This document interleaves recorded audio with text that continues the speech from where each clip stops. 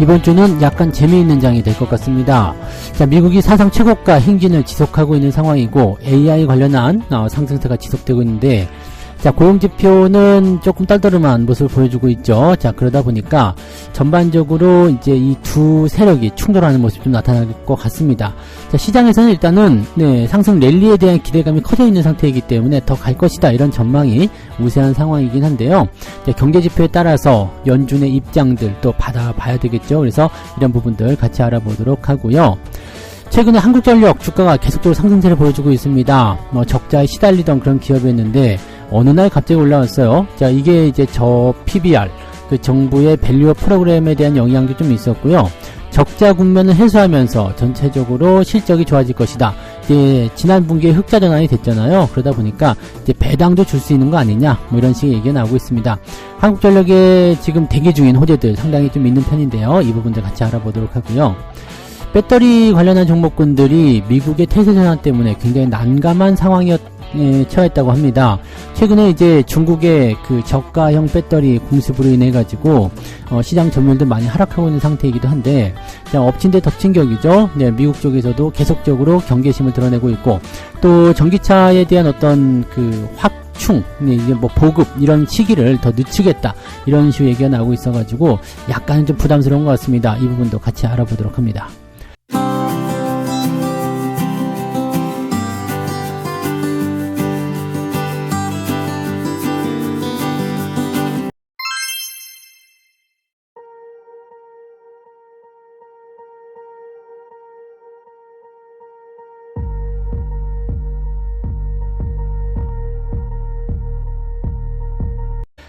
네, 반갑습니다. 오늘은 3월 4일 월요일입니다. 자, 3월의 첫 번째 거래일이 시작이 됩니다. 오늘은 상당히 좀 기대감 가지고 계신 분들 많이 계실 것 같아요. 네, 일단은 AI 관련한 부분에서의 기대감이 터지고 있는 상황이기 때문에, 자, 적어도 이제 전차 군단으로 포트를 준비해 놓으신 분들은, 네, 기대감을 좀 많이 가지셔야 되지 않을까 생각되기도 합니다. 엔비디아가 2조 달러 넘어가는 모습이 나타났죠. 그러면서 굉장히 강한 모습이었고요. AMD도 사상 최고치, 뭐 난리가 난 상태입니다. 그래서 지금은 AI를 빼놓고는 이야기할 수 없는 그런 상태가 좀 됐죠. 제가 예상하고 제가 생각했었던 그런 기간보다도 더 빠르게 AI의 시대가 오는 것이 아닌가 생각되기도 합니다. 저는 이번 연도 말 정도쯤 됐을 때 이런 폭발적인 상황이 일어나지 않을까 생각했는데요. 지금은 뭐 난리가 난 것 같아요. 자, 이번에 그 저커버그가 삼성전자 방문했었죠. 삼성전자, LG전자, 뭐 그다음에 윤석열 대통령도 만나기도 했고요. 자, 이 저커버그가 한국에 들어온 이유, 그다음 삼성전자를 왜 만났는지, 이게 다 AI 때문이거든요. 자, 이쪽 부분에서의 물량 확보를 위한 삼성전자의 어떤 파운드리 관련한 부분에서의 그런 협조가 굉장히 필요했었던 부분일 것 같아요. 그래서 삼성전자를 비롯해서 이 VR 관련한 그런 종목군들 전체적으로 또 주목받고 있다. 즉 저커버그 수혜주 해가지고 여러 종목들 나오고 있는데 참 뭐 기대감들이 좀 계속 나타날 수 있는 부분이 아닌가 생각합니다. 자, 엔비디아가 일단은 핵심이기는 하고요. 그 다음에 엔비디아에서 뻗어나가는 그런 AI 관련 테마주들이 굉장히 긍정적인 모습이 좀 되는 거죠. 엔비디아 칩으로 서버를 만드는 기술 기업이죠. 슈퍼마이크로 컴퓨터의 주가가 5회 들어서만 200% 급등을 했다. 그리고 S&P 500 지수에 편입할 예정이다 라고 되어 있습니다. 지난 2년 동안 무려 20배, 즉 2000% 폭등을 했다라고 되어 있습니다. AI는 사실 예전부터 움직이고 있었지만 실제로 우리한테 드러나기 시작한 것은 얼마 되지 않았죠. 뭐 이제 한 3, 4개월 됐나요? 네, 갑자기 주목받기 시작하잖아요. 근데 실제로 준비 단계는요, 우리나라로 친다면은 작년 초반, 그 정도 됐던 것 같아요. 제가 처음 말씀드렸던 그 시기, 챗 GPT가 나타나기 시작한 바로 그 시기가 아니었을까 생각합니다.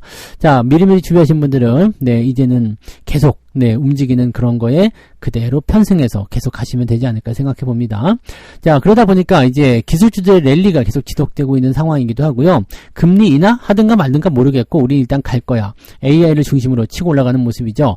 자, 이런 상황이면은 위험 자산 선호 현상도 강해집니다. 비트코인도 굉장히 강했었죠. 그래서 사상 최고가 찍기도 했었는데 이런 모양새들 나타나고 있기도 하고요. 뭐 스펙 관련주들 역시도 움직임이 나타나고 있습니다. 그러니까 약간의 이제 어떤 쏠림 현상 이런 것들을 통해서 자금이 유입이 되고 그로 인해서 맹목적인 주가 상승이 일어나는 그런 경우들도 생긴다는 얘기입니다. 그래서 이 AI가 불러오는 이 급등 포인트가 사상 최고가를 경신한 미국 증시를 더 끌어올릴 것이다. 이런 전망이 일단 첫 번째 나오고 있는 모습이라서 우리나라에도 긍정적인 모습이 되겠죠. 뭐 전날 보니까 반도체 지수부터 해가지고요, 뭐 전부 다 올라왔던데요. 아주 네 기대감이 많이 커지는 모습인 것 같습니다. 자, 반면에 이제 고용지표 같은 경우는 약간 걱정스럽습니다. 왜냐하면 고용시장이 놀라울 정도로 강하다라고 평가가 되고 있죠.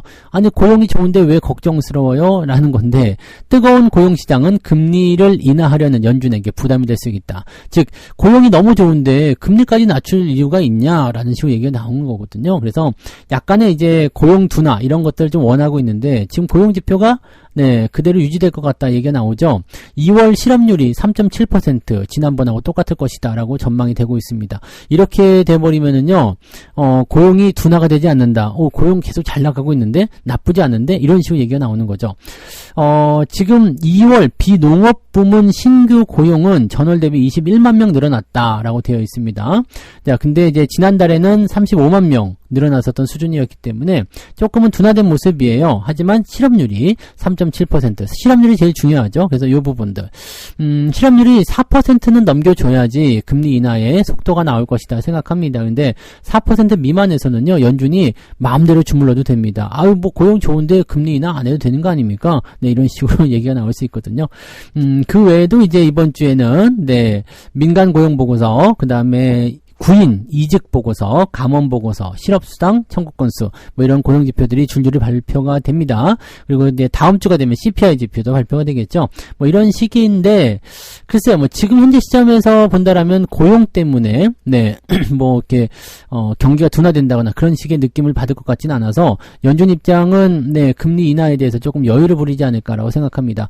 이번 달에 금리 인하를 결정할 수 있는 FOMC가 진행이 되는데, 금리를, 네, 동결할 가능성이 매우 높죠? 네, 그 3월 19일에서 20일 걸쳐가지고 진행되는데, 네, 요거는 기대를 안 하셔도 됩니다. 그냥 생각하셨던 대로 금리 동결 나온다 보시면 되겠죠?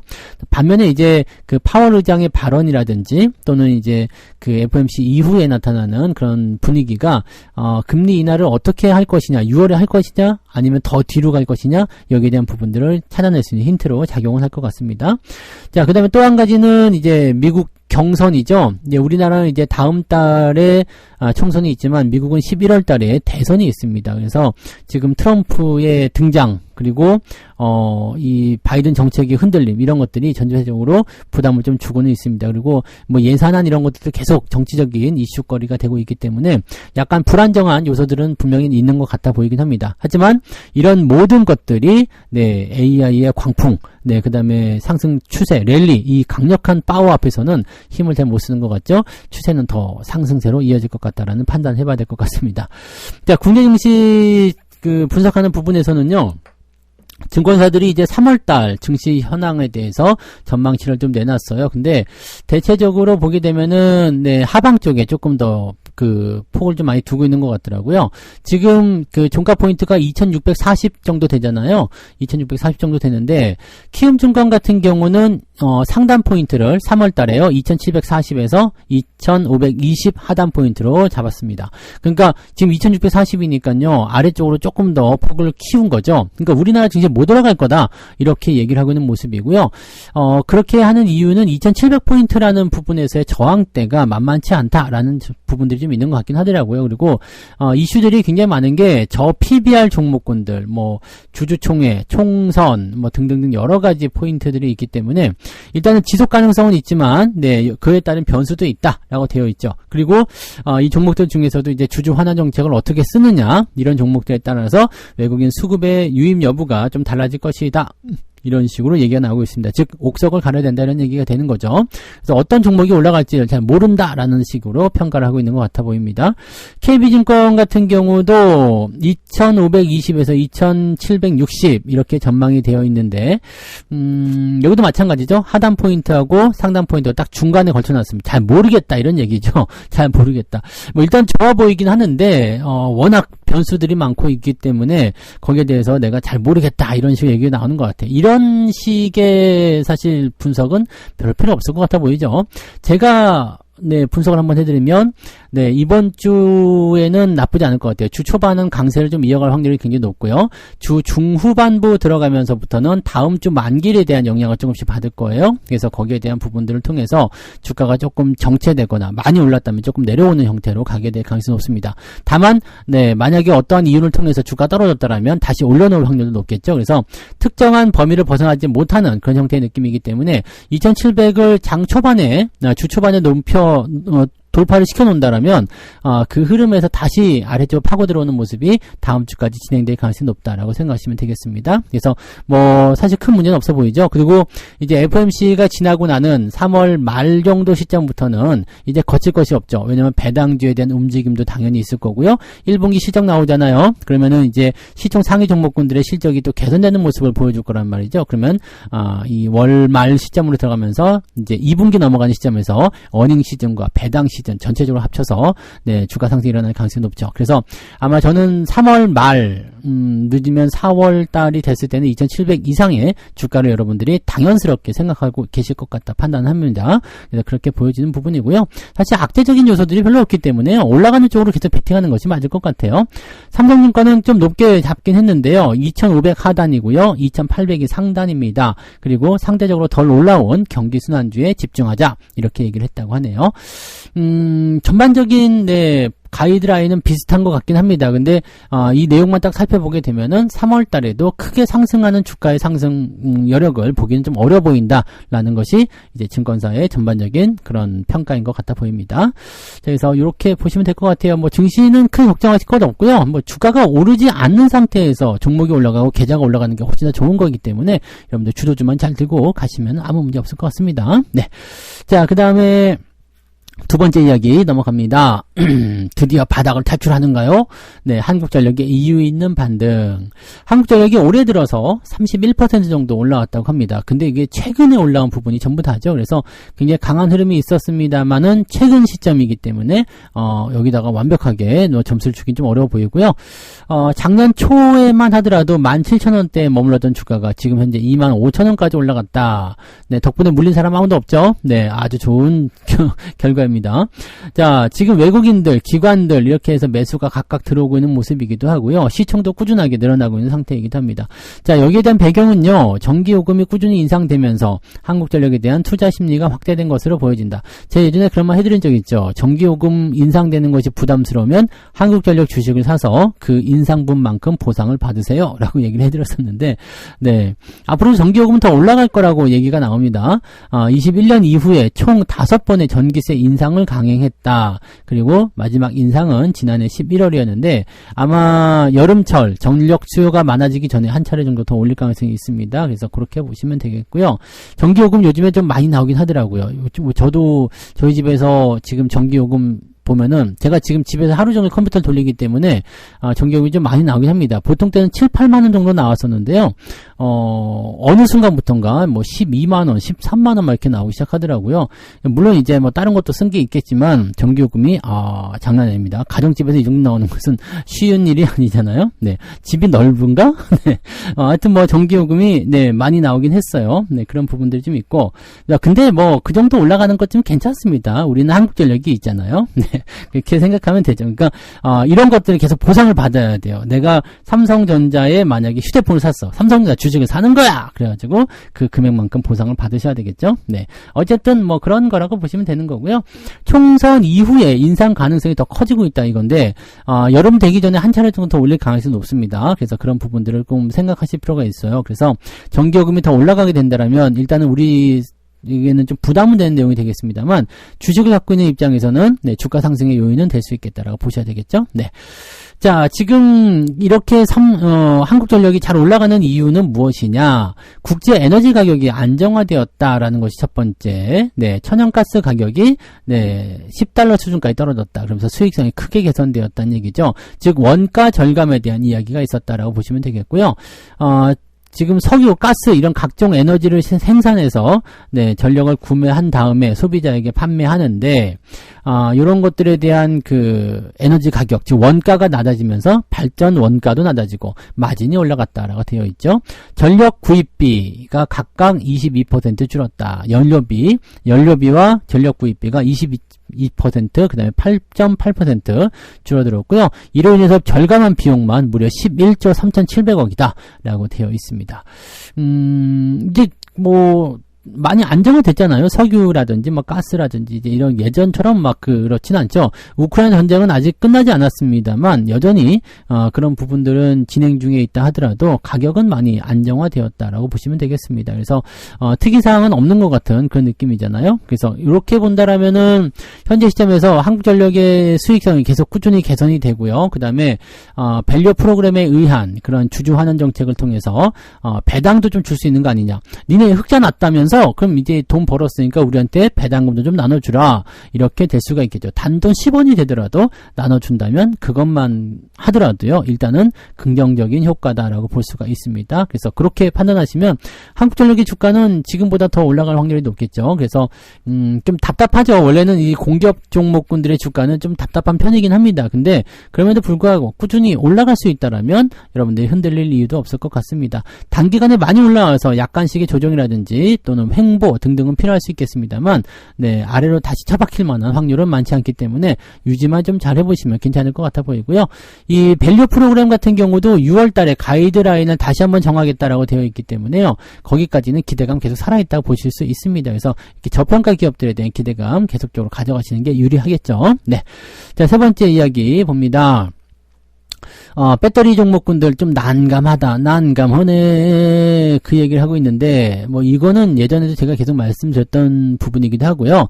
아직도 이제 반발하거나 자기만의 생각들을 계속 말씀하시는 분들 계시는데 그거는 자유니까 알아서 하시면 되고요.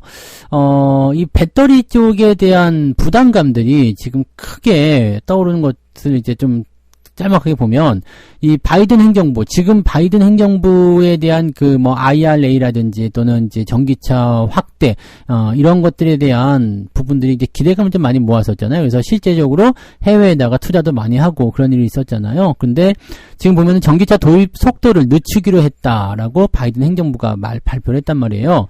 전기차 전환을 유도할 수 있는 자동차 배출가스 기준 완화를 하는 것이 골자가 되었다라고 되어 있는 거고요.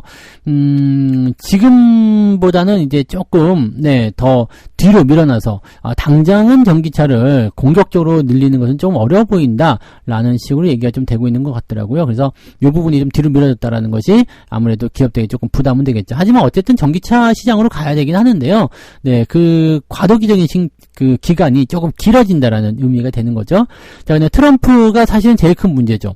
트럼프는 이런 게 있습니다. 광적인 전기차 전환 정책을 통해서 중국의 배를 불리게 될 것이다. 즉 중국이 전기차 쪽에서 지금 완전 강세 역할을 하고 있잖아요. 그러다 보니까 중국이 이 자동차 산업을 모두 다 잡아먹는 결과를 가져가게 될 것이다. 그렇게 되면 우리는 피곤한 일이 벌어진다라고 하는 거죠. 그러면서 이 전기차 전환에 대한 그런 핵심으로 볼 수 있는 게 바로 IRA라는 건데 이 인플레이션 감축법이요. 요 놈을 백지화 시켜버리겠다. 이렇게 얘기가 나와버렸습니다. 얘는 약간 이 트럼프는 약간 극단적인 게 좀 있어요. 그러다 보니까 이렇게 나왔습니다. 요거는 굉장한 악재죠. 트럼프의 이야기뿐만 아니라 이 바이든 행정부가 진행하고 있는 도입 속도를 늦추기로 한 것 역시도 악재가 됩니다. 그래서 요 악재가 상당히 좀 부담스럽겠죠. 자, 이런 상황이 벌어지다 보니까 미국 현지에다가 지금 공장 막 세워가지고 투자를 잔뜩 해놨는데 그것도 적은 규모가 아니죠. 큰 규모로 투자를 해놨는데 뭐야 이거 늦어진다고? 공장 제대로 다 안 돌아간다고? 아니면은 복지, 세금 혜택이 완전 없어진다고? 이런 식으로 얘기가 나올 수밖에 없는 상태죠. 자, LG솔루션 같은 경우도 지금 324기가와트 이 생산 능력을 확보할 예정이다. 그 다음에 SDI와 SK온 이것도 역시 마찬가지 97기가 그 다음에 185.5기가 이렇게 계획이 되어 있잖아요. 그러니까 미국 쪽에서 이제 굉장히 큰 규모의 이런 그 생산을 만들어내게끔 투자를 해놓고 다 공장을 짓고 했는데 이게 나가리가 된다? 그러면 좀 애매할 수가 있죠. 수요가 좀 줄어든다? 그러면 전기차 수요가 좀 줄어든다거나, 이렇게 되어버리게 되면, 아무래도 이제 납품하는 입장에서는 더 잘 안 팔리는 상황이 벌어질 수밖에 없겠죠. 그러니까, 요런 것들이 아무래도 좀 부담스럽다는 얘기가 되는 겁니다. 그러니까 전체적으로 전기차 시장에 조금 약간, 좀 다운이 되는 그런 부분들이 있잖아요. 그러니까 그런 상황들이 부담감을 좀 주고 있다라고 되어 있는 거죠. 자, 그래서 첫 번째는 이제 미국 쪽의 이야기였는데, 두 번째 같은 경우는 중국 쪽입니다. 중국 쪽. 이 LFP 배터리요. 이 싸구려 배터리. 이거를 싸구려라고 하긴 좀 그렇지만 이제 상대적으로 이제 저렴한 배터리죠. 우리나라 같은 경우는 NCM, 즉 3원계 배터리예요. 이게 고품질, 고효율 뭐 등등등 해가지고 가격도 좀 비싸고 이런 거 하고 있어요. 그래서 이 3원계 배터리를 가지고서 집중적으로 하고 있습니다. 사람들이 당연히 좋은 거 쓸 것이다 라고 생각을 해서 이쪽으로 진행을 하고 있는데, 문제는 가격이 문제였던 거예요. 그래서 전기차 가격을 낮추는 전략으로 가다 보니까 3원계 배터리 너무 비싸서 안 되겠다, 우리 LFP로 가자 해가지고 저가형 LFP를 쓰게 되는 상황이 벌어지게 된 거죠. 여러분들 알 법한 그런 자동차 기업들이 대체적으로 이 LFP 배터리를 착용해서 쓰고 있습니다. 이 LFP 배터리도 사실은 효율이 어쩌고저쩌고 하지만 가격이 싼 것이 가장 중요한 문제고요. 또 한 가지는 여기에 대한 개발을 계속적으로 진행을 하게 되면서 품질도 어느 정도 올라오고 있다는 얘기거든요. 품질도 어느 정도 올라오는데 가격은 차이가 많이 난다라고 한다면 당연히 LFP 배터리를 사용하려는 사람들이 많아지게 되겠죠. 네, 근데 우리나라도 이제 이런 저가형 배터리를 좀 만들려고 하다 보니까 당장 지금 3원계만 사용해서 집중적으로 하고 있었는데 LFP를 만들어내기가 쉽지가 않은 거죠. 그래서 전용 공장을 만들어야 하는데 요것을 지금 당장 한다고 하더라도 뒤처질 것이 뻔하지 않겠느냐, 이렇게 되는 부분들이죠. 그리고 그 사이에 중국은 더 많이 성장한다, 이렇게 되어 있습니다. 그러니까 지금 현재 상태에서는 3원계 쪽이냐 이 인산철, 즉 LFP 쪽이냐 이렇게 진행이 됐었다가 LFP가 이제 더 주목을 받는 상태가 돼버리니까 3원계 쪽에 집중해서 우리나라 기업들이 약간 난감허내라는 상황이 되게 된 것이다라고 보시면 되겠죠. 시장 점유율은 계속적으로 떨어지고 있어요. 아시겠지만 중국 지역에서는 거의 중국이 독식하고 있다고 보시면 되는 거고요. 네, 중국 이후에 중국을 제외한 비중국권에서도 지금 계속적으로 시장 점유율이 떨어지고 있습니다. LG 에너지 솔루션 같은 경우는 29.9에서 27.8로 떨어졌죠. 그 다음에 SDI는 10.6에서 10.2로, SK는 13.4에서 10.7%로 전체적으로 다 하락하는 모습이 나타났습니다. 그래서 전반적으로는 이 시장 점유율이 그다지 썩 좋지 않다라고 볼 수가 있겠죠. 네. 이렇게 되어버린다라고 하면, 중국이 전 세계 글로벌 입장에서는 배터리 쪽을 거의 잡고 들어간다 보셔야 되겠죠. 이게 진입장벽이 굉장히 낮아서 그런 것 같아요. 그래서 아무래도 이런 부분들을 이제 우리나라도 LFP 쪽에 대한 개발을 더 서둘러야 될 것 같기도 하고, 그 다음에 효율이 좋은 LFP, 가격이 싸면서 효율이 좋은 거, 이런 것들을 만들어내기 시작하면 서서히 개선되지 않을까 생각합니다. 근데 아직 상황을 보니까요, 그냥 이런 것들은 팩트 아닙니까? 그죠? 이러이러한 상황이다, 이러이러한 부분이다라고 하는 것이 이제 팩트라고 볼 수 있는데, 이런 것들이 있음에도 거의 그냥 믿지 않으신 분들도 많아요. 그래봤자 다 필요 없다, 어디건 다 음모다, 이렇게 생각하시는 분들 많이 계시는데, 그거는 음모가 아니라요, 여러분들이 듣고 싶은 것을 듣고 싶어 하지 않는, 듣기 싫은 거라서 듣고 싶어 하지 않는 그런 모습이 아닐까로 생각합니다. 지금 배터리 쪽은 어쨌든 2차전지 포함해서 전체적으로 좀 위기의 순간을 지나고 있다는 것은 맞는 얘기죠. 다행스럽다 볼 수 있는 것은 에코프로비엠이 이제 코스피로 넘어간다, 이런 전략이 있기 때문에 거기에 대해서는 조금 기대감을 모을 수 있겠습니다만, 그 외적인 부분에서는 그다지 썩 좋은 모습이 아닙니다. 그리고 업황 자체가 밀려나는 상황을 보이게 된다면 주가 흐름들은 굉장히 약해질 수밖에 없다고 생각하셔야 됩니다. 그래서 이런 내용들을 여러분들이 잘 체크해 주시면 좋을 것 같아 보여요. 그래서 배터리 쪽은 하지도 않으시겠지만 굳이 지금 여러분들이 배터리를 매수해야 될 이유가 없죠. AI 살 돈도 없는데 배터리를 산다고? 그거는 아닌 것 같다 생각 드네요. 자, 어쨌든 이렇게 해서 세 가지 이야기 전달해 드렸습니다. 사상 최고가와 고용지표의 싸움이라고 볼 수 있겠는데, 사상 최고가인 AI의 강력한 추세의 힘은 매우 상상을 초월하는 모습이기 때문에 고용지표고 나발이고 금리 인하고 나발이고 연준이고 나발이고 다 필요 없고 나 혼자 가리라, 이렇게 얘기가 될 것 같아요. 그래서 AI의 독주는 당분간 더 지속될 것 같다 판단되고요. 오랫동안 유지가 될 것 같은 느낌이에요. 한국전력 같은 경우는 최근에 반등세를 강하게 보여주면서 긍정적인 모습 뿜어내고 있는데 더 올라갈 수 있지 않을까 생각합니다. 지금으로서는 단기적으로 많이 올랐다는 느낌도 좀 있습니다만, 중장기적인 호재가 계속적으로 연결고리가 가지고 있기 때문에 현재 시점에서는 이 한국전력의 이유 있는 반등세, 여기다가 힘을 더 실어주셔도 되지 않을까 판단됩니다. 즉 매수 포인트만 잘 잡으면 괜찮다는 얘기인데, 지금 당장은 매수 포인트가 나와 있는 것 같지는 않고요. 네, 그래서 이런 부분 참고하시면 좋겠고, 갖고 계신 분들은 뭐 물린 분들 없으니까 여유 있게 홀딩하시면 될 것 같아요.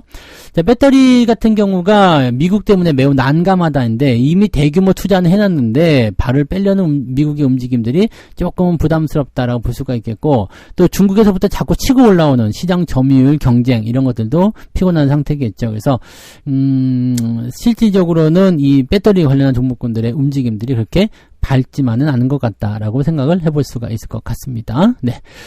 자, 책 한 곡 읽고 마무리하도록 하겠습니다. 114페이지예요. 바나나를 먹어본 사람은 색상이 싱싱해 보일수록 맛이 없다는 것을 잘 알 것이다. 바나나는 약간은 갈색으로 검은튀튀해야지만이 더 당도가 높고 맛있다. 이거 경험해 보신 분 계시죠? 네. 주식도 마찬가지다. 싱싱하게 쭉쭉 뻗어나가는 주식을 보면 먹음직스럽겠지만 실제로는 먹을 게 없다. 왠지 쭈글거리고 별로일 것 같아 보이는 주식이 실제로는 큰 수익을 준다라고 되어 있습니다.